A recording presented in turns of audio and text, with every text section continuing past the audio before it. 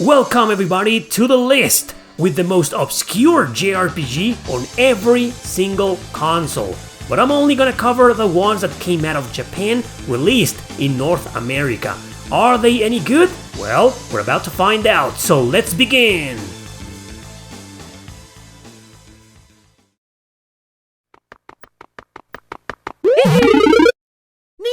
Nintendo! First on the list, Tombs and Treasure on the NES.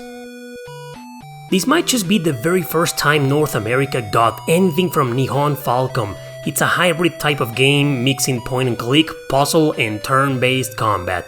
There's some overworld exploration, but it's just to get you from one pyramid to the other. Yep, pyramids! Mexican pyramids! This game takes place in Mexico! Characters are sent to investigate some mysteries inside these places and solve them. You'll be pretty much playing through a menu-based system, clicking on things to see what they are or to acquire them. Some of these things are items you'll need to solve certain puzzles. Occasionally, you'll get into a room with a monster. A battle will start in turns in the most basic combat ever for an RPG. However, there are barely any stats here, no strategy, just the good old hit and get hit. Sometimes the enemies will miss, but sometimes they'll damage you, like a lot for no reason, which means there's a pretty bizarre and poorly programmed RNG system here. To be completely honest, this combat feels kinda there, and I feel it was just implemented to reduce the tedious nature of its point-and-click shenanigans, but it feels hollow and almost completely irrelevant. Nonetheless, I think this is still a very fun game to play, but I like other Falcom RPGs localized in the West more.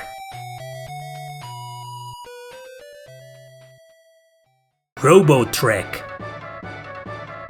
It's the planet Paradise Star many years in the future, although in the localization it was called Quintinix, because the game was developed by Quintet and published by Enix. A bunch of idiots called the hackers start attacking society, so it's the job of your main character to create the robots and fight them. He'll do that literally. Your goal is to actually create, customize and train 3 different robots. Not only that, it's also up to you to create their equipment by using scraps you find out there. And by using program points, you can increase the abilities or attributes of your robots. Battles will be played in turns, however, only the robots can fight. Everybody will move around in a small grid-based area that obviously influences the attacks and their reach. You gotta wait for an active time battle bar to fill up so you can move on your turn. But only one robot can participate. You can use up a turn to switch to any of the other 2 robots if you have them available. There's also a gauge influencing the flow of battle. Depending on what you do, it'll use most of it and enemies will attack in a row. It's a creative system for its time, I'll give it that. I think this is a fun game that barely anyone talks about.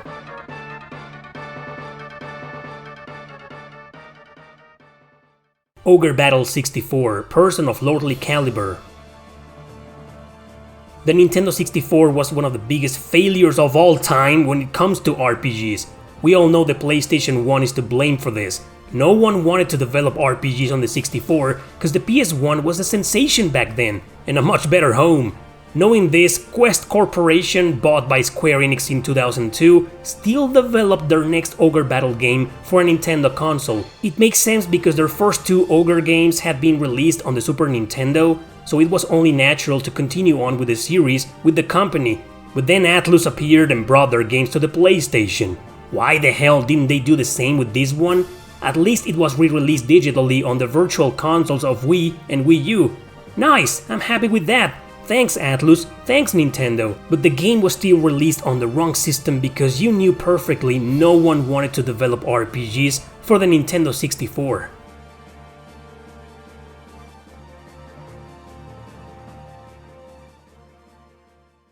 Metabots Infinity. Currently, this gaming migraine goes for $100 complete in box.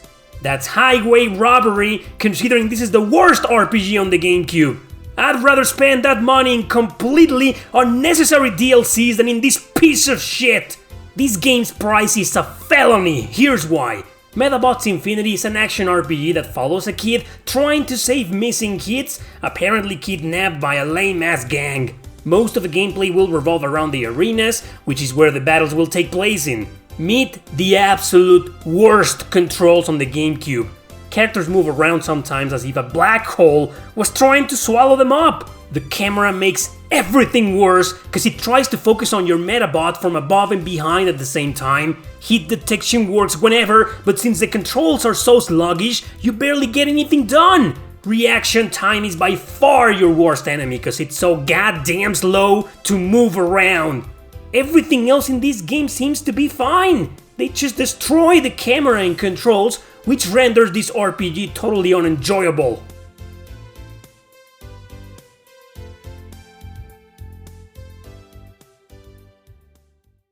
Opuna. One of the weirdest RPGs I've ever played is called Opuna. You follow the adventures of the main character with the same name, trying to find his family. It's a turn-based RPG, heavily overlooked and quite, unique. As you can see, it takes place in a science fiction universe involving spaceports and space travel. Primarily, you'll be doing jobs after acquiring a variety of licenses for them. This will lead you to several gameplay mechanics that are in fact related to each job. One major aspect is Opuna's ability to discern art, with paintings and sculptures for example.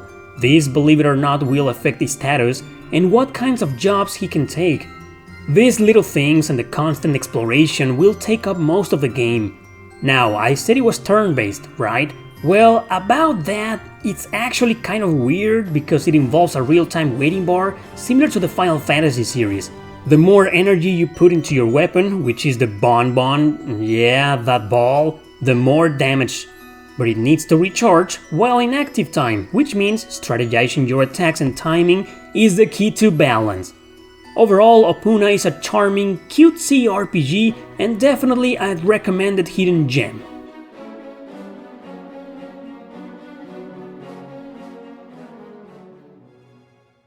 On the Wii U, we got As Divine Hearts. One of the many JRPGs published by Kemco, but one of the very few that was released digitally on the Wii U. This one is the start of its own saga, believe it or not, but it's the only one I've ever played.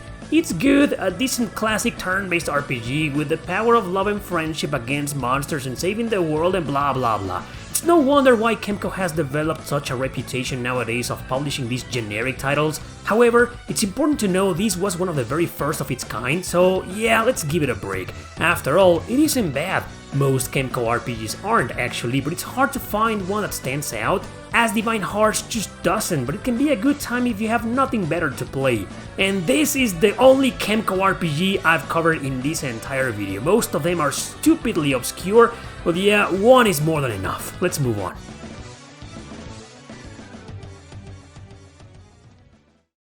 The Princess Guide. Another strange game, convoluted and wacky, but very fun to play. You take on the role of a customizable teacher whose goal is to help one of the 4 princesses with their different missions. You can't take the story seriously as it is a silly clown fest, especially with the characters weirdly trembling whenever they talk. You'll be playing this action RPG for its addictive gameplay mechanics. It's hard to explain as there's so much to it, but in a nutshell, you play through these maps to technically defend or conquer, leading one squad per battle, which can be your character, the princess, or any other generic commanders. Sounds hard to get into, but trust me, it isn't, as it's just a fun button masher, until you hit a difficulty spike that teaches you how to properly play the game, but in a good sense.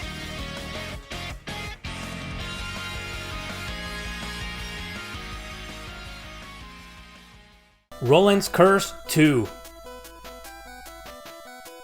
This is a sequel to a 1990 game with the same name that didn't make it in my previous videos. The second is better, however, as it is more fun to play. Another action RPG with small similarities to Zelda, but here you will get party members to switch to at any time, giving the game a lot of variety. Planning who to use against what will play a major role here. No reason to discuss its music and story as they are good enough, but there's not much to say, to be honest. Rolands Curse 2 is all about its gameplay and characters. Definitely an overlooked gem on the Game Boy.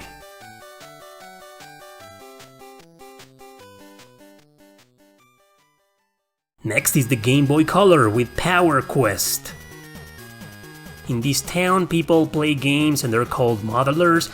There's a new tournament starting soon, so your character decides to participate. First, you choose the type of robot you'll use for the fights, and you can change it at any time. There's no experience points here, only credits that you get when fighting enemies. So you go around with the goal of playing friendly matches with anyone you encounter, until you get more and more credits to buy more and more parts. Parts are used to perform special moves when fighting, and that's about it.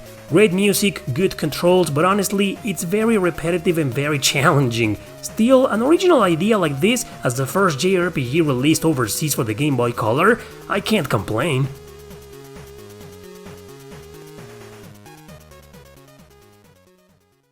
Dokapon Monster Hunter.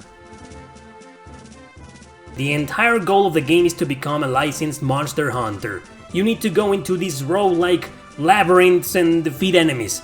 That's the entire adventure for you. I'll congratulate you if you make it past the first dungeon without losing your mind out of boredom. The battle system ruins everything by trying to be creative in the most convoluted way possible. It's defined by cards bound by a rock, paper, scissors system. Therefore, they can either be extremely easy or extremely long.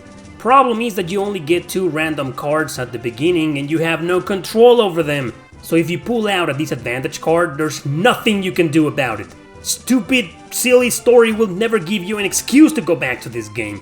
And its repetitive nature in dungeon exploration sucks trying to imitate a roguelike RPG for no reason than to hinder your enjoyment. This is one of those many mediocre and forgettable RPGs out there.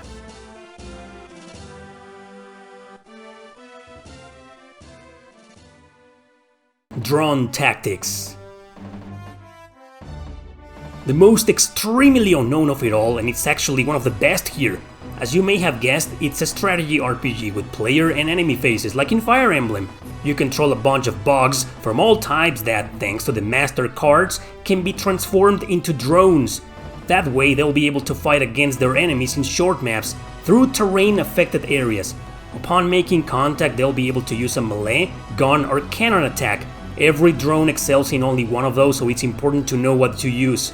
And when the enemy attacks you, you'll be able to counter, defend, or evade. Controls are great, as is the interface, the menus, and the pacing. It's honestly a childish treat to strategy RPG lovers like me.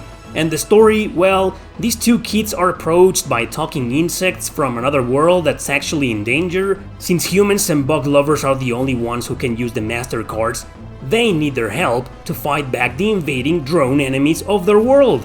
It's okay, it's charming at best, but not the reason you'll play this game. Anyway, that name and that cover are definitely the reason why this RPG never succeeded in the market and got lost into oblivion.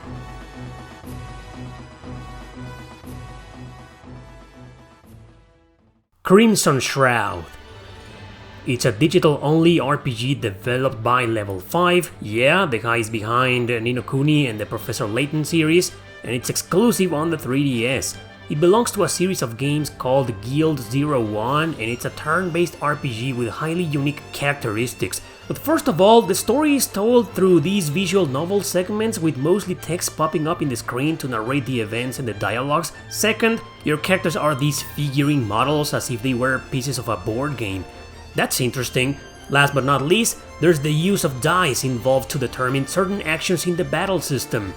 It's good, to say the least. The story is really solid, similar to old computer western RPGs, and even if the game can be a little hard to get into, I think you should play it just because of its originality. It's just something that I've never seen before in other RPGs, so it's a very unique video game, and it's just very extremely obscure.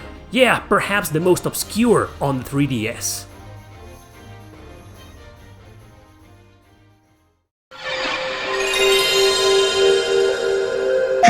PlayStation. Okay, so now for the PS1 we got Eternalize. This is a grid-based tactical RPG with monster training features, but it's nothing like Pokemon, don't worry. The only thing that's like it is that these monsters evolve after a few levels if you give them a jewel. Depending on the jewel you choose and its element, the evolution will be different. Also, they learn all sorts of magic spells from these jewels. It's quite fun to use them in different battles, making the experience less dull and repetitive. I say this because this game can become a little redundant at times, considering every time you enter a new dungeon you won't be able to leave until you complete several short battles in a row. This game has a lot of charm, especially with its story about childhood friends in a peaceful village, but you'll only control the main character and a short selection of his monsters. This game is definitely the most obscure JRPG on the PS1, no one talks about it.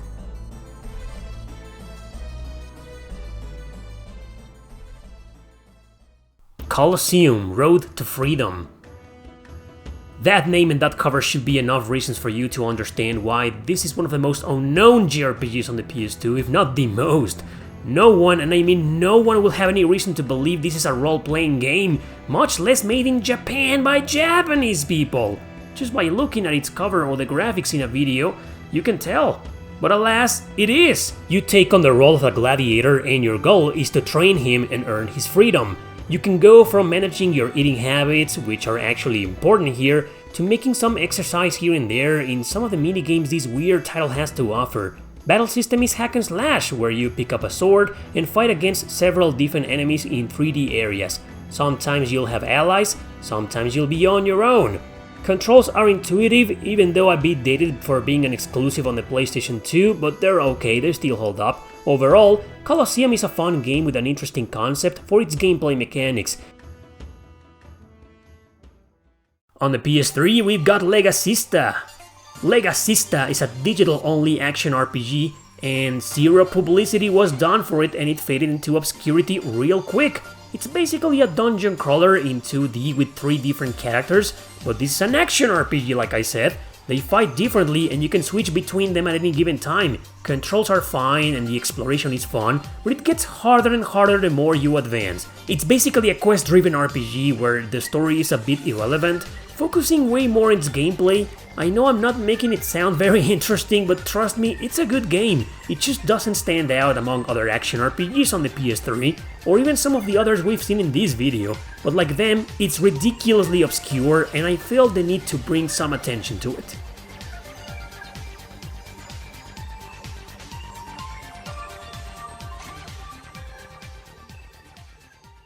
Heroland.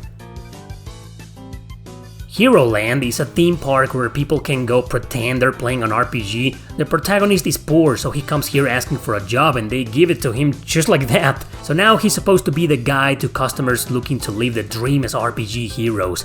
If it sounds extremely stupid, it's because it is, but in a good sense. As a tour guide, your job will be to accompany these people, especially the main story characters, into dungeons to fight enemies, defeat a boss, and get the treasure. That exploration is done through these short route maps, getting a scene in between battles. Combat is out of your direct control. The 4 active fighters, each with a different job-like ability, will fight on their own, targeting randomly. To prevent that, you can pause the battle and give them a specific order every now and then, but everybody, including you, has an action waiting bar. You can also do this to use a healing item on one character or various, or even to resurrect them. It's a challenging game surprisingly, but nothing actually hard. But you may need to grind a bit every now and then, or you can just complete side quests from both story characters or random NPCs that want to live the adventure. You got your shops, your random scenes, your blacksmith cause weapons break here, etc. It's actually quite a unique game, like barely anything I've seen out there.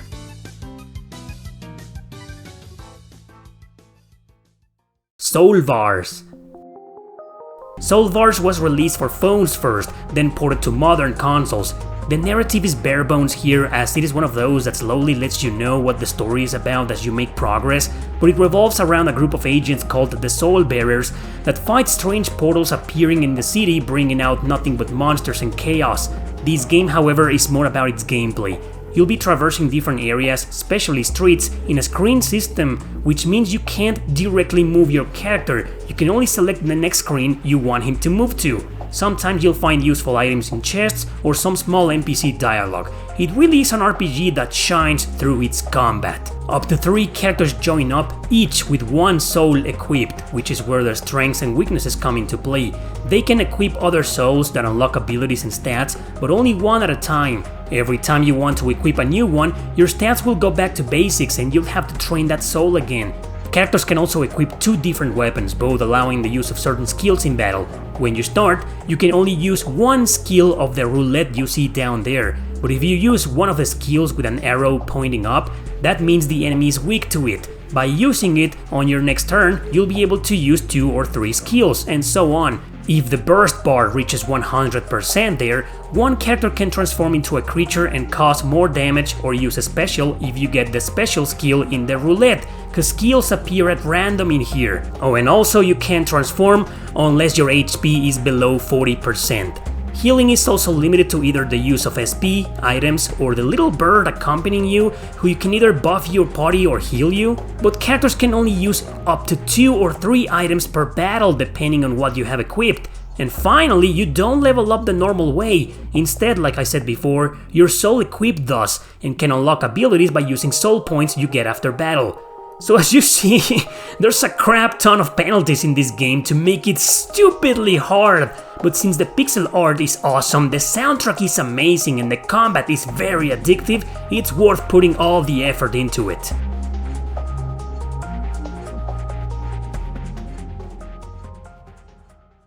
Warriors of the Lost Empire. This PSP exclusive is a quest-driven RPG. Nevertheless, it's a hidden gem through and through, but only if you're into those kinds of games. You can choose between 4 types of characters, each with their own weapon, type, and skill. Once you begin the game, you start with some tutorials and get into quest after quest while reading all these cool first-person narrations from your main character. The story then starts unraveling through these conversations with your commander, but this is a game that's not really story-driven. The dungeon crawling and hack-and-slash battle system are what stands out, as it is very fun to play. I've never been a fan of the joystick on the PSP for action RPGs, but in this game it feels just fine. Warriors of the Lost Empire is the absolute most unknown JRPG on the PSP for 3 reasons. 1. It's got one of the most generic names ever made. 2. It sold very poorly and there's barely any information about it on the internet. Seriously, it doesn't even have its own Wikipedia article. And 3. Simply because it was released at the same time as many other great JRPGs on the PSP. But overall, it's a solid game that you'll definitely want to check out for a small change of pace.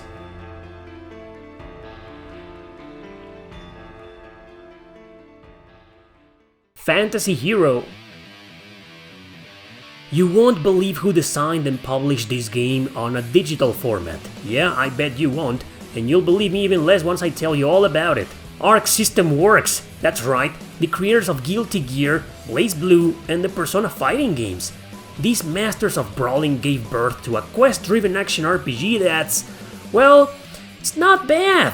You can choose between 4 characters, each with their own style of gameplay, and start in an extremely small village that needs you to kill all the monsters that are threatening it and the world.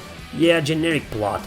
Add a lovely story and cast of characters that are bornly cliched and stereotyped and a weird design for the art, and you get Fantasy Hero. I said it wasn't bad, but it's not great either. It's also on Switch, by the way, but still no physical version available. And even if there was, would you actually get it? I wouldn't. The missions are pretty short, and eventually you just beat a bunch of enemies, and eventually you get to a boss fight, and I mean, that's it. I can't believe Arc System Works made this mediocre RPG that's nothing but forgettable. No one, and I mean no one, gave a damn about it. Please, Arc System Works, go back to making fighting games, cause that's what you're really awesome at.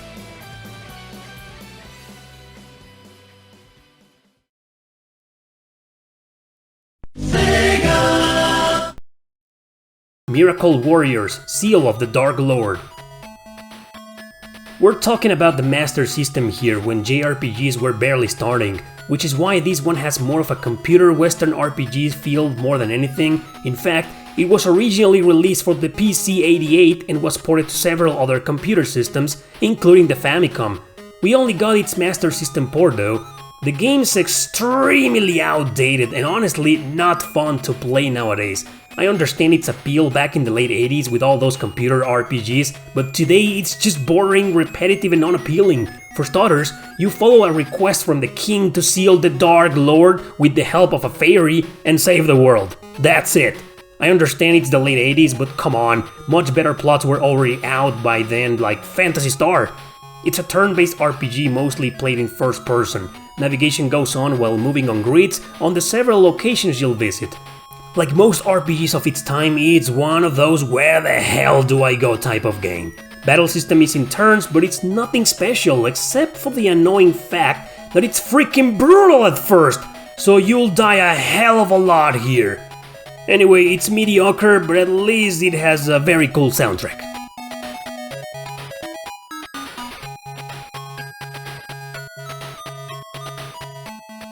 Uncharted Waters, New Horizons. Made by Koei, it revolves around 6 characters, each with their own story and fleet.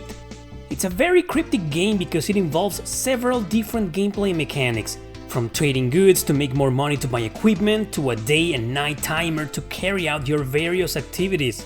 In truth, it is a pirate simulator with strong role-playing elements. To gain wealth, you must attack merchant ships at sea in these real-time strategy battles. Finally, you can duel the enemy commander in this interesting turn-based system. Stories here are very well written and so are the characters. I particularly liked Catalina's route.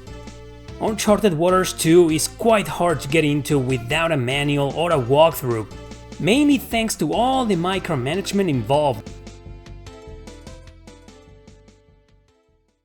Dark Wizard.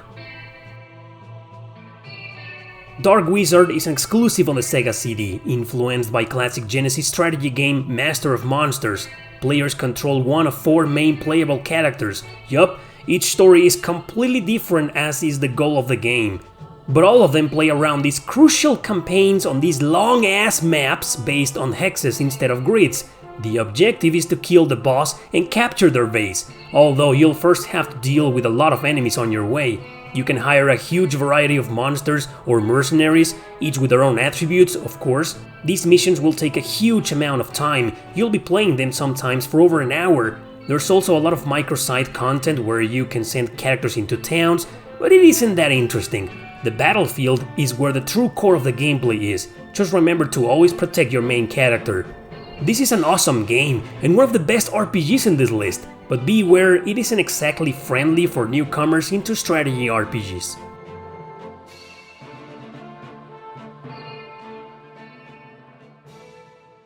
Mystaria, The Realms of Lore. Apparently it was released twice in North America, one under the title name Mystaria and the second time now called Blazing Heroes. In Japan though, its name is actually Rig Lord Saga. A sequel was released but it stayed over there.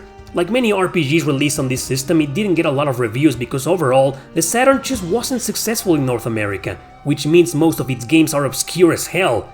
I can't really talk about this game, but from what I've seen in some videos, it looks really lame. Those giant pre-rendered sprites are kind of uninteresting, and the controls seem sluggish.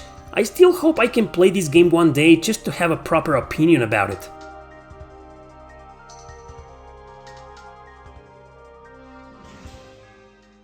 Time Stalkers. It's a crossover from the Climax Entertainment games like Landstalker, for example. Actually, you can play as any character available once they appear in the game. Sword, the protagonist, doesn't really have to be your main character, even though the story centers around him being lost in an interconnected world. It's a roguelike RPG and it looks just fine despite the graphics being kinda mediocre. Randomly generated dungeons are bland and boring, but they're also alright, I guess. What stands out is the battle systems, it isn't like in most roguelike games. This is turn-based, with your regular menus. You'll fight once you touch one enemy, either alone or with party members. These party members will always be the monsters you can recruit into your party. Once you finish a dungeon, you'll be back at level 1, like in most roguelike RPGs. Navigation in dungeons and towns is a problem since the controls aren't that good, to be honest, but it's okay. Overall, it's precisely that, an okay game. You'll probably enjoy it even more if you like roguelike RPGs, turn-based RPGs, and of course, some of the Climax Entertainment games, including the ones we never got.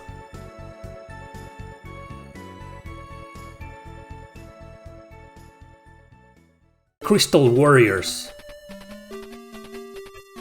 Most people don't know it's actually the first grid-based tactical RPG ever localized to North America. It came around a year after Fire Emblem on the Famicom had been released. But of course we got it until the next one, a year before Shining Force reached our lands. Is it historically important? Yes and no. Yes, because it's one of the earliest strategy RPGs ever created, but no, because it didn't really influence anything. It was developed by Sega as an attempt to compete precisely with Fire Emblem, but it didn't sell very well worldwide.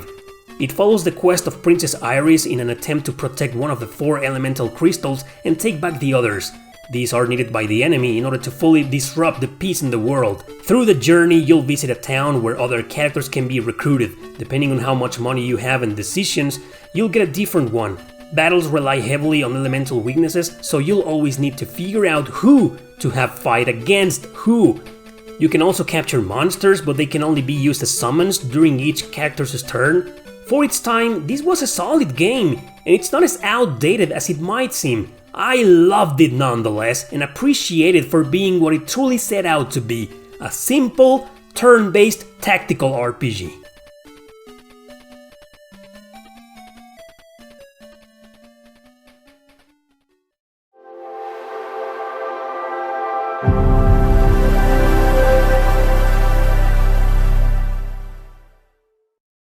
Blackstone is an exclusive for the Xbox made by a company from Taiwan, but published by Idea Factory in Japan. It's a very rare, but still cheap action RPG, mostly unknown because most critics trashed it when it first came out. So why is it on this list and why should you play it? Well, there's a 2-player co-op mode that makes things fun and ongoing at the same time. Playing this game on a single-player mode might be a little bit repetitive, maybe boring, but it's still good. But that's the real reason why it got mixed reviews. I mean, it's pretty much a Gauntlet clone. But I played this with a friend a long time ago and I clearly remember having a lot of fun because of its fast-paced combat and its flowing gameplay mechanics. So yeah, this is definitely the most obscure RPG on the Xbox, or I mean, what else is there? Metal Dungeon? Well, I've never played that one. Still, Blackstone is a cool action RPG, and I think you should play it if you happen to have an Xbox. Zoid's Assault. Another boring as hell RPG is Zoid's Assault, released exclusively on the 360. It's a grid-based strategy RPG where you'll be controlling the tank-looking Zoids, piloted by different characters. Its convoluted story will take you from one era to the other during an empire war. Instead of having the traditional anime style, it's more realistic and more militarized. Bland graphics, zero personality, no appeal, slow combat, uninteresting gameplay. It's quite unknown because, for starters, cover doesn't make it look like an RPG at all. Plus, the Zoids franchise is huge in Japan, but in the West, no one ever gave a rat's ass. Many other robot or mech series were already gaining terrain here, so the Zoids games were heavily overshadowed. Perhaps for good reasons? This is quite possibly the worst JRPG on the Xbox 360. But I think it's important to say it isn't terrible, just plain mediocre.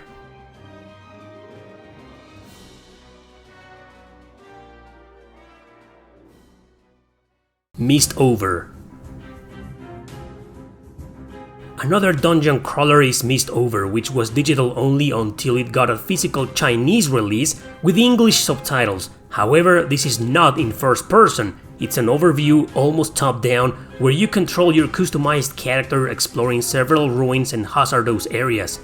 You actually create a bunch of different job-classed characters to join you on your missions, because it's actually principled by quests and nothing more. The plot explains that horrible creatures suddenly appeared out of a vortex and raided the world, so your job is not only to survive, but to go into expeditions to find ways to help with that and to find a way to stop the vortex. The battle system in Mistover is side by side. You can position each character in one layer with 3 grids. The closer they are to the enemy, the more powerful their attacks, but the more vulnerable they are. In conclusion, it's pretty much a Darkest Dungeon clone, where it's all about preparing your characters for these dangerous expeditions.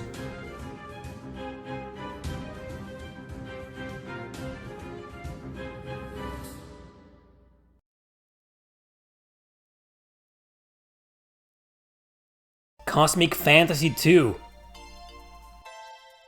We never got the first title in the series, but Working Design somehow managed to localize the sequel. It starts off with the classic story of two childhood friends with these neat anime cutscenes. The quest then goes on to science fiction and medieval fantasy as you find more characters to join you. The battle system is played in turns, and damn is it low at first. The game's a grindfest and it knows it, considering the high encounter rate. A unique feature is that you keep switching to different party members for each section of the game. I like that. Anyway, Cosmic Fantasy 2, like most RPGs we've seen so far, is yet another obscure title, but definitely one of the best of 1992.